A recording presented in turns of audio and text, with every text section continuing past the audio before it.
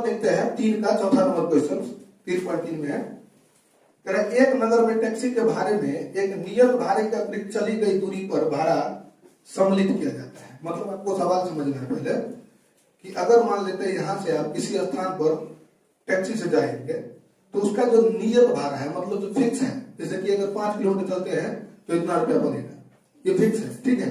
लेकिन अगर आप 5 नहीं जाके कहीं ज्यादा जा रहे हैं, 7 जा रहे हैं, 8 जा रहे हैं, जो फिक्स है उसके अतिरिक्त जा रहे हैं तो उसके लिए भाड़ा अतिरिक्त से चार्ज होता है।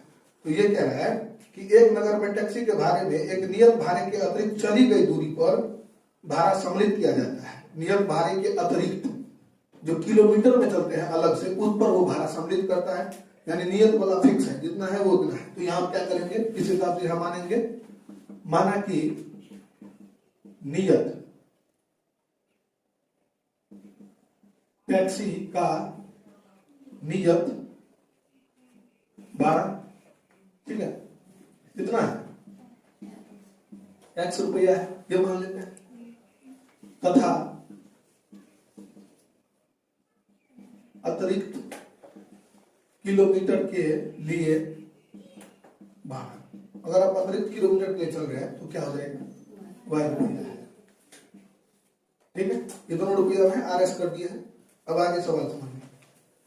10 किलोमीटर दूरी के लिए भाड़ा 105 रुपया देता है। प्रश्न से यहां जाते हैं, यही निकालना जरूरी है। ये निकालना आ गया तो आपको तो मेथड पता ही है, सब्स्टिट्यूशन मेथड हो, एलिमिनेशन मेथड हो या फिर मल्टीप्लिकेशन मेथड हो, आप बना लेंगे आराम से। खाली आपको इसका जो टर्म जो निकालना है समीकरण का इक्वेशन वो निकालना है, फिर मेथड क्या है उस हिसाब से बनाना है।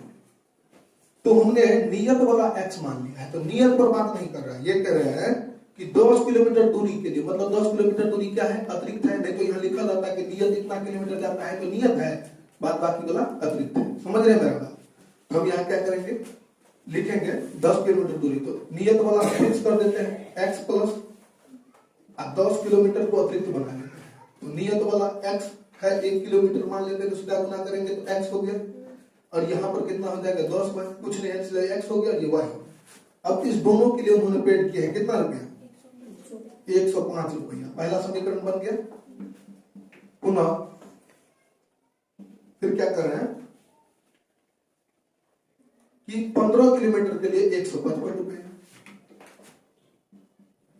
तथा यहां देख रहे हैं x plus 15y equal to 155 रुपये। यहां तक समझ में आ रहा है।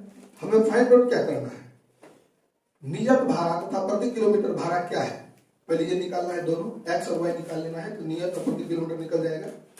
साथ ही एक व्यक्ति के लिए 25 किलोमीटर यात्रा करने के लिए कितना भाड़ा देना होगा। अगर कोई व्यक्ति 25 किलोमीटर यात्रा करेगा तो कितना भाड़ा देगा, इसकी गणना लास्ट में कर लेंगे, पहले x y निकाल लेते हैं। तो as usual we can apply equivalent to, हम यहां से करेंगे फ्रॉम इक्विवेलेंट टू से। तो क्या हो जाएगा, यहां लिखिए जो भी है x plus 15y equal to 155।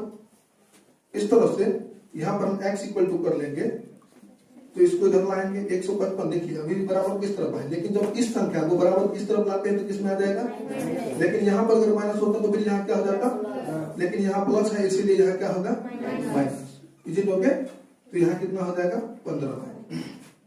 अब यही टर्म आपका हो गया थर्ड।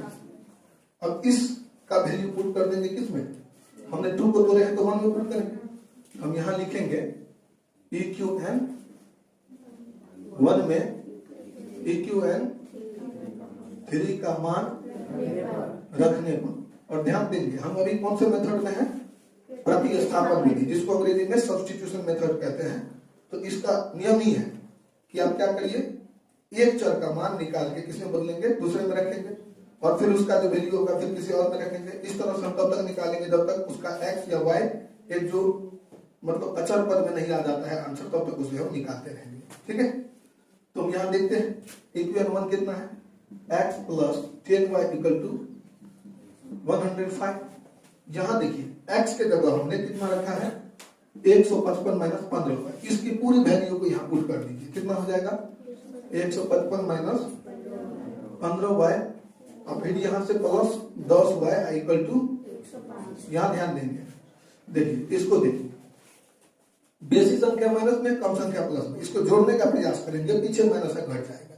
लेकिन जब बेसी संख्या माइनस में होगा तो घटेगा भी या चिन्ह भी आएगा माइनस। तो यहाँ क्या लिखिएगा, माइनस में 5y और 105 ऐसे ही है, कोई बदलाव नहीं होगा। लेकिन जब इस 155 को बराबर उस तरफ ले जाएंगे तो क्या हो जाएगा, माइनस में 155। इसको सब्स्टिट्यूट करेंगे आप लोग, कितना हो जाएगा 50, माइनस में को भी जबरदस्ती घट रहा है तो ई माइनस और ई माइनस दोनों हट गया, y इक्वल टू 50 भागा 10। तो y का वैल्यू निकल गया।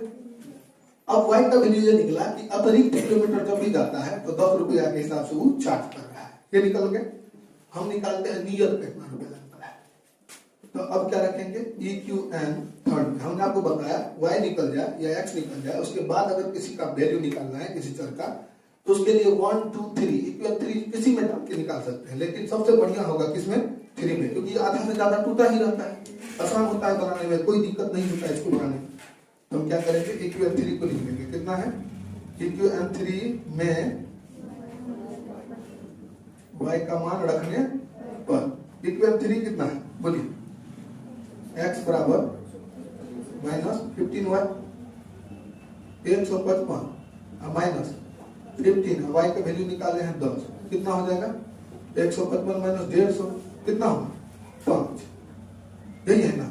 अगर अतिरिक्त के लिए 10 रुपया चार्ज करता है तो नियत के लिए कितना रुपया फिक्स है 5। अब आपका हो सकता है एक्स वाई का वैल्यू दिया हो आंसर ना दिया हो, हमें निकालना है इस समीकरण को चेक करना है, ठीक है ना, कि ये ठीक है कि नहीं। तो यहां से ये पता चल जाएगा तो हम बता देंगे कि सवाल कहीं गलत हो रहा है, ठीक है। x है 5 तो यहाँ 5 रख दिए हैं, 10 गुने y का वैल्यू है 10 और यहाँ है 105 तो 10 है 100, 105 इक्वल टू 105 इक्वल हो गया, यानी हमारा सवाल ठीक है। हमने x और y का जो मान निकाला है वो इस समीकरण को प्रूव कर रहा है। अब हम निकालेंगे 25 किलोमीटर का जो यात्रा करेगा उसके लिए, ठीक है। अब हम इस हिसाब से हमें निकाल रहे हैं कि एक व्यक्ति 25 किलोमीटर की यात्रा करता है। जब वो 25 किलोमीटर की यात्रा करता है तो उसको हम कैसे लिखेंगे, उसे हम लिखेंगे 25 किलोमीटर यात्रा करने पर उसे कितना रुपया देना होगा। तो जो नियत वाला है वो तो फिक्स है, अब 25 किलोमीटर अतिरिक्त है तो क्या करिएगा 25 इंटू वाई, अतिरिक्त वाला वाई एक्स वाई, ये समझ में आ गया। इस तरह से x कितना निकला है 5 और 25 गुने वाई कितना है 10।